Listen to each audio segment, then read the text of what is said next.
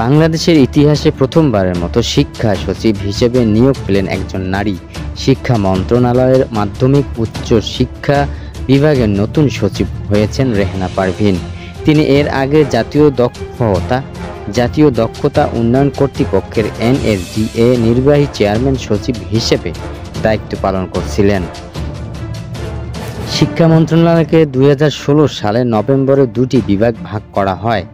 একটি হলো মাধ্যমিক ও উচ্চ শিক্ষা বিভাগ এবং অন্যটি কারিগরি মাদ্রাসা ও শিক্ষা বিভাগ। 1971 সালে স্বাধীনতার পর থেকে অবিভক্ত শিক্ষা মন্ত্রণালয়ের মোট 33 জন সিনিয়র সচিব ও সচিব দায়িত্ব পালন করছেন।